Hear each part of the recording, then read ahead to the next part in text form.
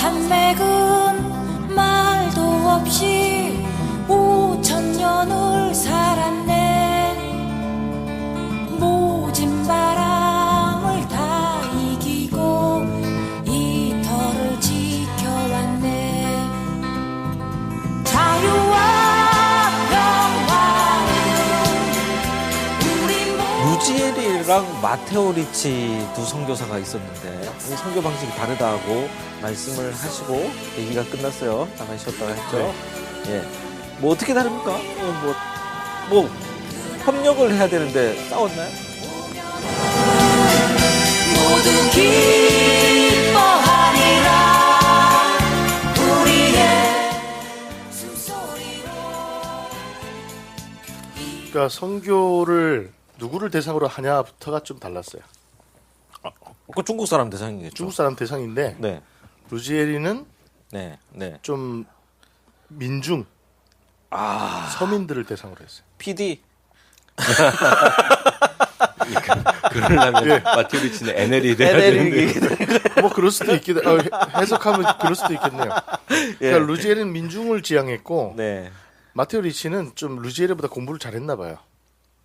그거랑 무슨 상관입니까? 예. 그 중국의 유식 엘리트 계층들, 지배계층 지배계층이라고 볼 수 있지만 기본적으로 학자들. 학자들과 그 유식자들을 대상으로 기독교를 소개하려고 하는 태도를 취했습니다. 그렇기 때문에 야, 이런 평가를 공부 잘하고 못하고 엄청난 우리 죄송합니다. 홍두깨 역사학자님의 한국의 민중신학자들과 이 민중 목회하시는 분들한테 죄송합니다. 제가 그 생각은 좀 급사과하고 오히려 루지엘이가 더 예. 좀 진취적이고 진보적이었습니다. 예. 이게 루지엘이가 민중을 대상으로 삼았기 때문에 네. 당시 민중이 가장 많이 믿고 있었던 종교인 도교, 불교 거기에 포커스를 맞춰서 선교를 했습니다. 도교 불교 또 우리 언저리 인문학자님 또 할 얘기가 많지 않습니까? 예, 약간 얘기 듣고 가죠. 예. 예, 그래서 처음에 중국 관내로 진출했을 때 네. 승려복을 입고 돌아다녔어요. 누가요? 루지엘이하고 마테오 리치가 둘 다. 네. 경교 생각이 확 납니다. 예, 그러니까 패턴이 비슷하게 가는 거죠. 우리나라에 초반에 들어왔던 선교사님들은 한복 입고 안 돌아다녔나요? 한복 입고 돌아다녔죠. 네, 사진 보면 그것도 한복이 비슷하네요. 많아요. 아니 한국 조선에 들어왔던 프랑스 선교사들, 가톨릭 선교사들도 네. 다 한복 입고 다녔어요. 이제 왜 그래야지 위장을 하고 돌아다니죠. 우리 홍 박사님 표현으로 예전에 하신 표현으로 확실히 가톨릭이 깔고 앉은 게 많아서 좋네요, 전통이. 예.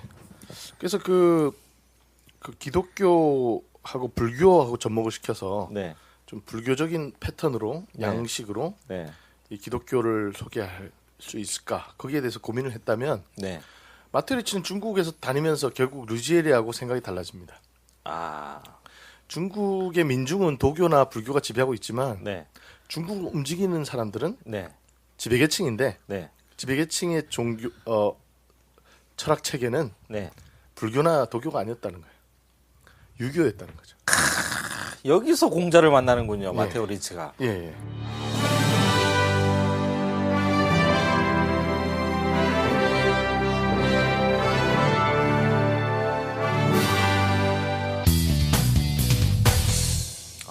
그래서 유교에 관심을 갖습니다. 근데요, 이 예수의 내부에서 노선이 NLPD처럼 네. 운동권 안에서 이렇게 노선이 극명하게 대립했던 것처럼 이 두 사람의 갈등까지는 아니지만 분화 현상이 있었는데 공교롭게도 그 이제 로마 교황으로 하여금 명 황제에게 직접 사절을 보내서 선교 허락을 받아야겠다라는 시급성을 루지엘이가 느끼고 네. 로마에 갑니다. 그래서 빨리 이 정치적으로 문제를 이 전교의 자유를 얻도록 좀 교섭을 해야겠다. 로마로 갔다 루지엘이가 죽어버립니다.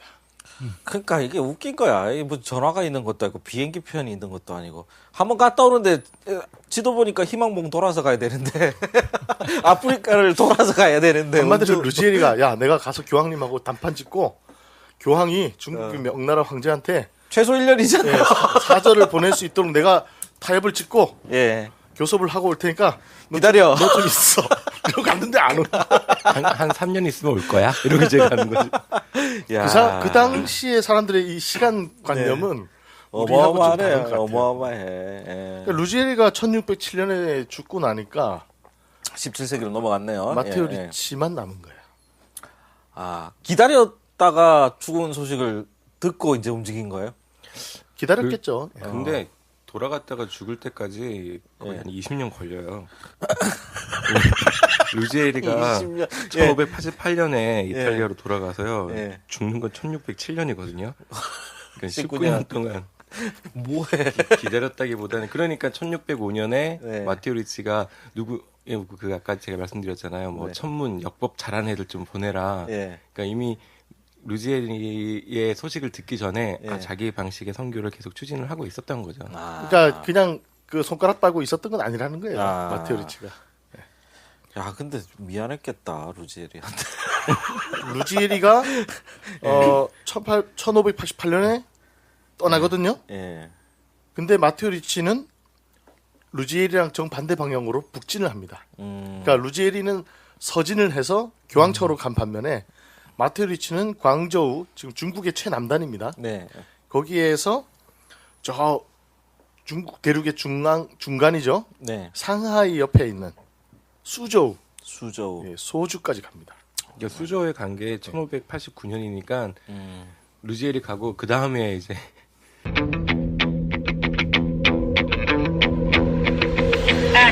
하나도 안 기다렸다는 얘기예요. 아싸라 비하하면서 갔나 보다. 올커니 이러면 이제 아, 루지에리 때문에 내가 스트레스 받았는데 네. 네. 야, 이제 내 혼자 마음대로 마음은 미안하나? 아, 나는 갈 길 가야겠다. 원래부터 다른 생각을 하고 있었다는 거네요. 성격 그러니까 입장 차이가 방법도 있었던 다르고. 거죠. 예. 도대체 어디서 공자를 만납니까, 근데? 바로 여기 수저우에서 아. 상하이에서 소주. 소주죠. 소주. 소주 한잔 하면서 만난다. 상하이 바로 네. 옆입니다. 네. 거기에서 네. 중국의 그 유명한 유학자입니다. 네. 구태소를 만납니다. 우리 청취자님들, 그 혹시 컴퓨터 앞에 앉아 계시면 구글 지도를 펴보시면요. 홍콩에서 광저우로 갈 수밖에 없는 이유가 있어요. 바로 옆에 있기 때문에 마카오랑 연결이 돼 있는데 여기서 소주까지 상하이 근처까지 가면 우리나라 제주도에서 가는 거리보다 더 멀어요.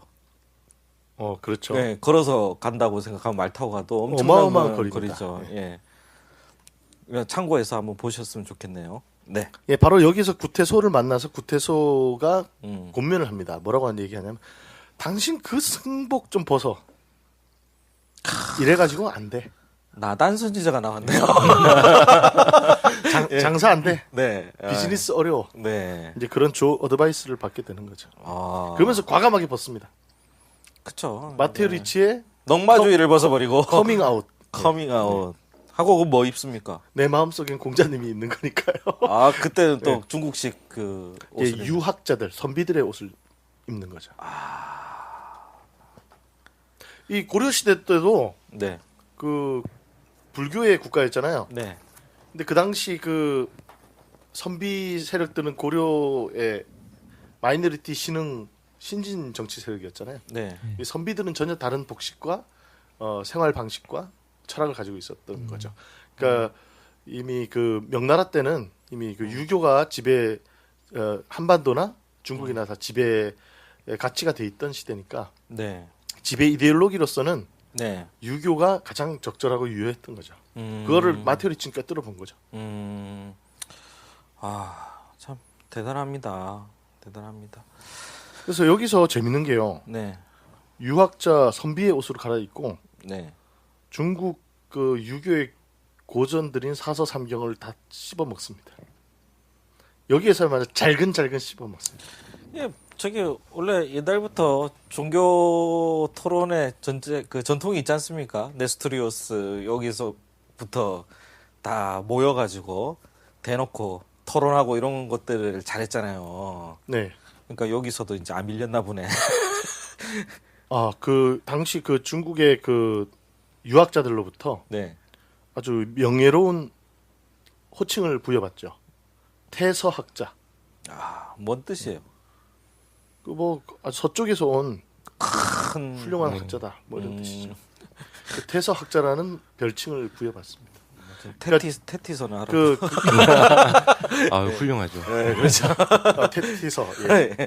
그러니까 그 이탈리아 출신이거든요. 네. 마테오 리치는 그 완전 오리지널 그냥 라틴어를 쓰고 그냥 중국 경험을 안 해본 사람인데 네. 중국 사람들도 혀를 내두를 정도로 툭 치면은 논어가 나오고 툭 치면은 주역이 나오는 거야. 그냥 19년 동안 열심히 공부했네요. 그러면 안 기다리고요. 예, 안 기다리고. 대단한 그러니까 완전 뗀 거예요. 거지. 그러면서 중국의 유학자들하고 계속 교분을 쌓으면서 네.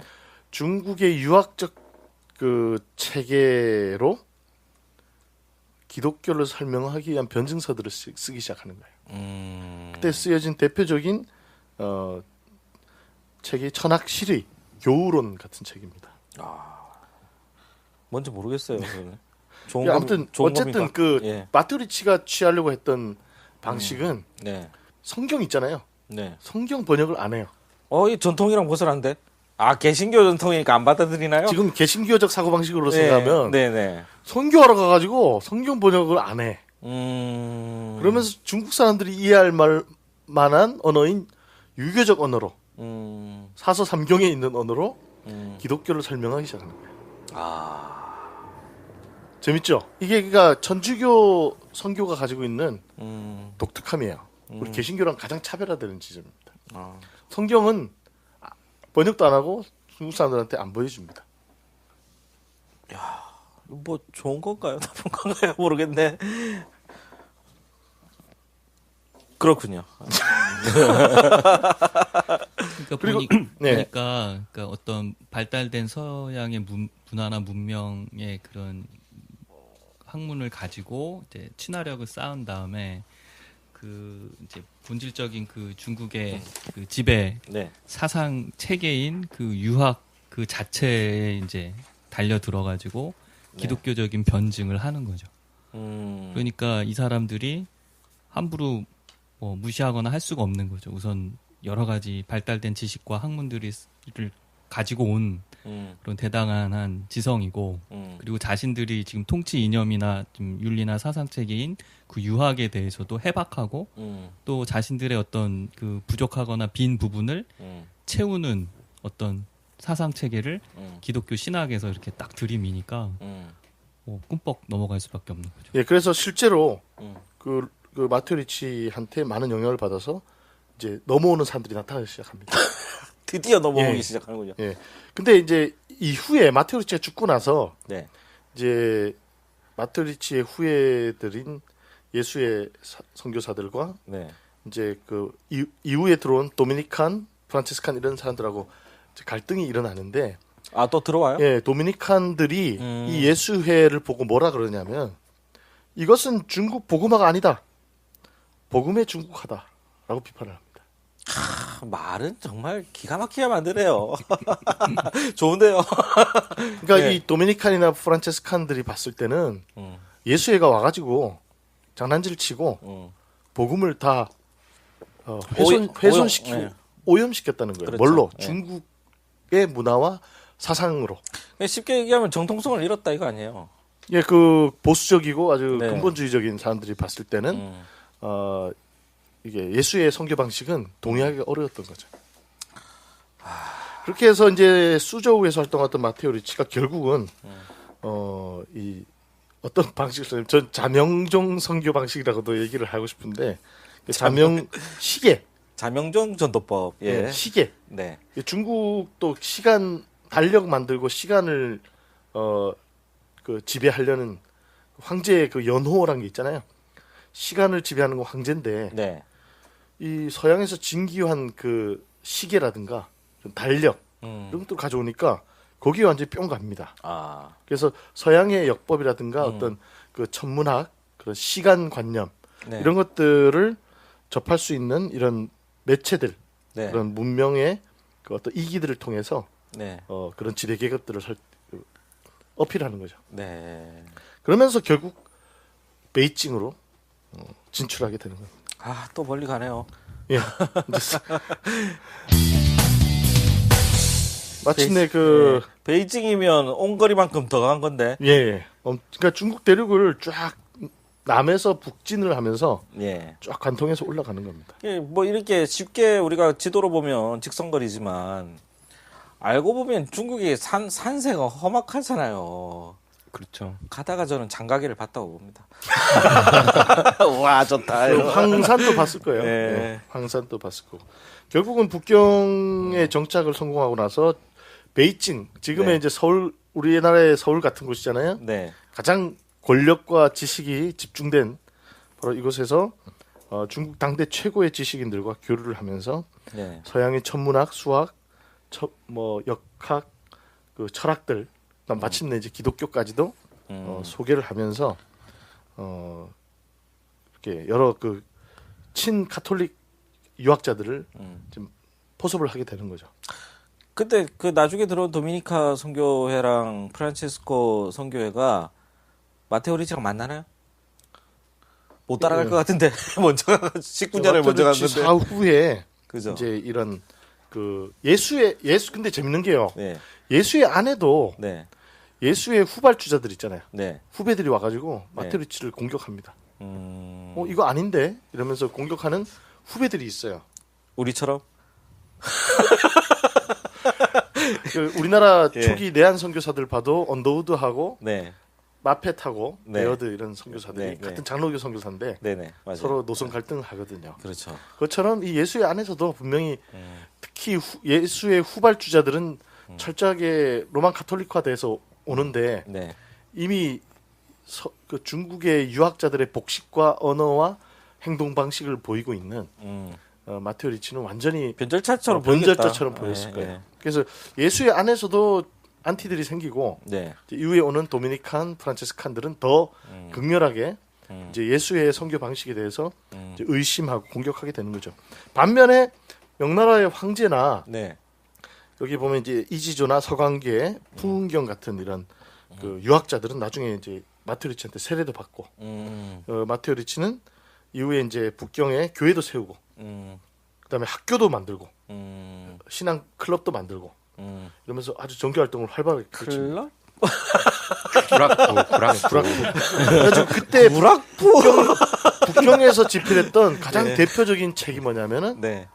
그 이름도 유명한 천주시리입니다. 천주시리가 거기서 나오는 겁니까? 예. 천주시리는 북경에서 보면 그 네. 판토하라는 네. 예수의 선교사도 오는데 그 마테오 리치의 천주시리랑 네. 판토하가 쓴 칠극이라는 책 두 개가 굉장히 큰 영향을 미쳤어요. 네. 그 천주시리는 약간 신학적인 서적이라고 네. 한다면 판토하가 쓴 칠극은 윤리서 같은 거예요. 죄송합니다.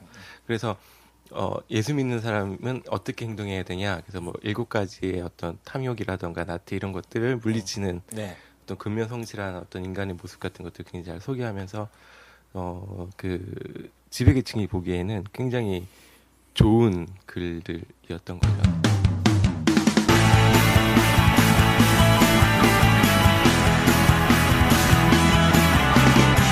자, 우리가 여기까지 일단은 역사를 봤는데 그러면 우리 저기 공자에 대해서 유교나 뭐 이런 것들에 대해서 반했다는 거 아니에요. 우리 언저리 인문학자니 뭐 여기 좀 코멘트를 해주실 거 없습니까? 뭐 우선은 그 천지시리 내용을 보면 천주시리입니까? 천지시리? 천주시리. 천주시리 예, 제 발음이 예, 세서 죄송합니다. 괜찮아요. 천지시리는 신천지. 예. 예, 천주실의 예. 그러니까 마테오 리치가 네. 어떻게 보면은 그 다른 선교사들이 좀 염려했던 것과는 다르게 네. 굉장히 그 중세 카톨릭교의 스콜라 철학에 네. 철두철미했어요. 그러니까 이제 스콜라 철학은 그 아퀴나스에 의해서 기독교적인 종합을 이룬 거잖아요. 천재잖아요. 예. 그러니까 그거를 마테오 리치는 잘 내면화하고 있었고요. 네. 굉장히 그 지적으로도 굉장히 잘 숙달하고 있었던 거고요. 당시 그 중국에서 그 유학을 신유학이라고 해서 네. 송대 이후에 그 주자에 의해서 집대성된 네. 그래서 주자학이라고도 하고 뭐 우리나라에서는 이제 성리학이라고도 하거든요. 성리학 같은 그러니까- 건가요? 주자학 성리학? 예. 같이 어. 보시면 돼요. 그러니까 아퀴나스 신학하고 주자학이 만나는 그 지점이 바로 이 마테오 리치에 의해서 굉장히 사상사적으로도 문명사적으로도 서양과 동양이 최초로 만나는 지적인 그런 판타지가 여기서 벌어지거든요. 좀 쉽게 얘기해 주십시오. 그게 무슨 얘기입니까, 그게? 그러니까 이제 아퀴나스 신학이 예를 좀 들면, 원래 이렇게 어렵잖아요. 무슨 존재론적 증명 네, 막 네, 어쩌고 네, 저쩌고. 그러니까 마테오 리치가 그냥 기독교를 그냥 유아기적으로 변증한 게 아니라 그 아퀴나스 신학의 바탕에서 유교 즉 주자학하고 대화를 한 거니까요. 굉장히 네. 지적인 논쟁이 이 천주시대에서 벌어져요. 근데 이제 뭐 다 설명드릴 수는 없지만 이제 요는 뭐냐면 당시에 그 중국의 지식인들한테 유행하던 신유학 네네. 그 뭐 이기 이원론이니 이기 일원론이니 이제 우리나라에서 발달을 해서 그 이학이라고도 하거든요. 뭐 이치나 원리를 뜻하는 리. 그래서 리학이라고 하는데 그 주자학이라는 것이 결국은 이제 완벽하지가 못하다는 거예요. 리치의 논리대로 하면. 그리고 오히려 그 주자학이 채우지 못하는 그 부분을 이제 원시 유가 그러니까 공자나 맹자 때의 그 원래 유가 사상에는 오히려 그게 있다. 그게 이제 뭐냐면 성경으로 돌아가자 뭐 이런 거 예, 아니에요? 근데 유학자들한테 아드폰테스. 먹히죠. 네. 우리는 이렇게 주자까지 발전을 시켜서 형이상학적인 체계를 만들어놨는데 네. 오히려 너희들이 잃어버리고 빼먹은 게 있다. 그건 공자가 원래 말씀하셨던 그 주제자로서의 천 개념인 거예요. 왜냐하면 주자가 말한 리는 어떤 이치나 원리예요. 그러니까 궁극적인 원인이나 궁극적인 실제라는 개념은 되지만 마치 기독교 신학에서 무슨 창조 개념이나 섭리 개념처럼 하나님께서 역사나 어떤 사건을 주재하거나 뭐 이끄신다. 이제 뭐 목적인이니 뭐 이런 개념을 쓰는데 그게 오히려 부족한 거예요. 그런데 오히려 너희들의 어떤 유학의 원류인 공자님께 돌아가면 그 공자님 사상에는 천 개념이 있거든요. 도덕적으로 또 인격적으로 이 세계를 주관하시는 어떤 신개념이 있어요. 지천명. 그렇죠. 그러니까 오히려 너희가 공자에게로 돌아가야 되고 지금 주자학에 의해서 조금 삐뚤어진 거를 채워야 되는데 우리 기독교 신학에는 그게 이제 창조주 하나님 개념도 있고 섭리하시는 하나님 개념도 있고 그러니까 존재 개념으로서 하나님이 있으니까 이거를 이제 너희들이 이제 배워야 한다. 한마디로 말해서 아까 얘기했듯이 이거를 이제 보유론이라고 예, 합니다. 맞아요. 보유론이라고 하는데 이내가 주자학을 이게 원시 유교를 체계화하고 이론화하고 아주 정교한 철학 체계로 만드는 조직화하는데 너무 애를 쓴 건 정말 잘했는데 네. 그거 내가 다 인정해. 네. 근데 니들이 빼먹은 게 있어. 그 계시록에 보면 에베소 교회를 향해서 책망하듯이 네. 너희가 처음 사랑을 잃었느라. 바로 잘 갖다 붙여. 그 원시 유교에서는 아까 네. 천 개념이 있다 그랬는데 네. 공자는 상제를 얘기합니다. 그러니까 우리 옥황상제 얘기하잖아요. 네. 그 상제 개념이 원시 유교에는 살아 있는데 네. 이제 주자학에 이르러서는 그 상제 개념이 유치한 거야. 그리고 좀 약간 유아적 단계의 종교적 용어라고 생각됐는지 이거를 이라는 표현으로 네. 배치한 건데 결국은 그거를 다시 회복하고 그거를 위에 꼭대기에다 얹으면 너희들이 완벽한 이런 체계를 만드는 건데 이제 활용 정점을 하는 거죠. 이제 이거를 해야 된다. 여기에 대해서 아까 말씀드린 이지조라든가 서광계 같은 당대 최고의 석학들이 설득을 당하는 거죠. 그래서 마티리치한테 세례를 받고 이제 북경에서 교회가 확산되는 거죠. 그 논리를 잠깐만 말씀드리면 그 리 개념에는요. 그 모든 만물의 어떤 내재하는 원리라는 개념은 강한데 그리고 그것이 그렇게 만들어진 어떤 까닭, 소위원이라고 하는데 그 까닭으로서 원인 개념은 있는데 뭐 인간이 살다 보면은 뭔가 좀 적극적으로 뭐 목적이 이끄는 삶이든 긍정의 힘이든 이런 능동적인 어떤 그 능동인으로서의 계기가 필요한데 그 주자학에서 리 개념은 너무 형이상학화 해버리니까 그 주제하시고 섭리하시는 그 신개념이 없어지는 거예요. 근데 오히려 아까 말씀해 주신 것처럼 공자 때는 오히려 그런 개념이 있었거든요. 그러니까 천개념, 상대개념. 그러니까 너희들은 오히려 그걸 잃어버렸다라고 얘기를 하면서 기독교에는 이제 신학에서는 그 개념이 지금 아퀴나스 신학에서는 신학적으로도 체계적으로도 그게 완비되어 있으니까 이제 우리 걸로 너희 거를 보완하고 그리고 너희는 오히려 원래 찾았던 그 공자의 것을 다시 계승해야 된다라고 하니까 설득이 먹히죠. 그러니까 중요한 거는요. 무슨 얘기인지 모르겠어요. 쉽게 얘기하면 하나님을 어떻게 설명했다는 거예요? 그러니까 그 예수를 어떻게 한마디로 설명했다는 말해서 거예요? 예. 마테오 리치는 당신들이 쓰레기통에 쳐넣은 공자가 처음 얘기했던 상제, 천의 개념을 예. 회복하고 요거를 우리가 얘기하는 하나님으로 인정하면 그게 우리가 전파한 기독교를 받아들인 거나 마찬가지다. 그래서 천주시리에서 결국 천주라는 말이 나오잖아요. 네. 그리고 상제론이 나옵니다. 그러니까 그 뭐 데오스나 가시나 이런 식으로 부르라고 안 해요. 그러면 제가 이렇게 여쭤볼게요. 천주교 그 공자가 상제의 개념이 있잖아요. 알고 보면 그게 하나님이었다. 예. 쉽게 이겁니까? 맞죠? 하나님이다. 예. 그 제가 지난번에 언더우드 간단하잖아요. 얘기했잖아요. 예. 언더우드 다른 내한 선교사들은 심지어 아펜젤러조차도 성경에 번역할 때 신호칭을 천주라고 쓰기를 다들 편의주의적으로 원했어요. 네. 왜냐하면 중국에서 다 천주라고 했으니까 우리도 그냥 한국 사람들 보니까 중국 공맹 사상 따르는데 네. 그냥 중국 사람들 쓰는 대로 천주 쓰자 편의적으로. 그랬는데 언더우드는 반대하거든요. 아. 그리고 조선 사람들이 쓰는 하나님이라는 호칭에 관심을 합니다. 한울림에서 나온 하늘님, 뭐 하늘님, 하느님, 하나님 뭐 이렇게 여러 가지로 표현되지만 요거를 관심해요. 그러니까 다른 선교사들은 오히려 공격을 하죠. 야 그게 뭐 이상한 이교도의 잡신의 이름일 수도 있는데 그걸 성경에다가 막 하나님 이름으로 막 써도 되느냐? 그래도 중국에서 검증된 이름인 천주를 그냥 우리도 쓰자. 근데 언더드가 한국의 상고사를 연구하면서 그 고대 사회의 제천 행사에서 하늘을 숭배했던 그런 네. 종교성, 역사 이런 것들을 보고 언더드가 결국은 하느님을 주장하고 결국 한국 개신교 성경에 신호칭이 하느님이 됐잖아요. 고대 다원주의 원형을 보는 것 같아.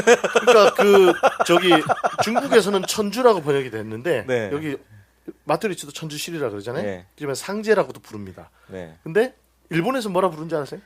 일본에서요? 네. 모르겠습니다. 뭐 성경에 가미사마라 그럽니다. 아 가미사마. 연사마가 아니고 가미사마. 가미사마. 아. 가미가 신이거든요. 네. 그럼 우리말로 해석하면 뭐예요? 신들의 신들의 대장 뭐 이런 아니 거 아니에요? 신님. 그냥 신님. 사마가 님이잖아요. 존칭. 음. 신님이라고 번역해요. 그러니까 일본 성경 읽으면 우리 입장에서 너무 어색해. 그 신님. 그러면 가미라는 말은 단수인가요, 복수인가요? 그러니까 일본에선 신이 너무 많잖아요. 그러니까요. 그 중에 하나로 사람들한테 이해될 수도 있죠. 그러니까요. 그래서 일본의 종교적 풍토 안에서는 그러니까 굉장히 가미사마란 말이 전도할 때 되게 쉽지 않아요. 근데 우리나라는 이미 고대 사회부터 하늘을 숭배하는 옛날 너 하늘이 두렵지 않느냐 이런 말 하잖아요 어른들이. 네. 옛날 조상 대대로 하늘에 대한 어떤 막연하지만 경외감을 느끼면서 두려워하는 절대자에 대한 어떤 인식이 있거든요. 그걸 이제 하느님이라 그랬는데 딱히 두려워하는 것 같진 않아요. 요즘 하는 고라시를 보니까. 요즘 예, 하는 사람들 보니까 좀 그렇긴 한데 예. 그 어쨌든 중국은 천주 네. 혹은 상제, 네. 우리나라는 하느님, 일본은 가미사마. 하느님이라 그러지 마요. 또 난리나. 네, 하나님. 네. 그 하느님이라고도 또 난리나요. 우리 네. 우리 개신교의 네. 일제 강점기 때까지 네. 개신교 문서들 보면 다 하느님이라고 하느님이라 엄청 적혀 나와요. 있죠. 예. 그 어쨌든 간에 네. 이렇게 다 다른 겁니다. 근데 문제는 마테오 리치나 언더우드 비슷한데 그 원형적 그 원시 종교성 거기에 관심을 하는 거야. 그래서 거기서 기독교의 신개념과 접목할 수 있는 가능성을 타진했던 거죠. 이제 그게 바로 원시 유교의 상제 사상입니다. 그러니까 좀 어색할 수도 있을 거예요. 그러니까 그 많이 어색합니다. 예수의 선교사가 와서 너희들이 오히려 공자에게로 돌아가야 된다.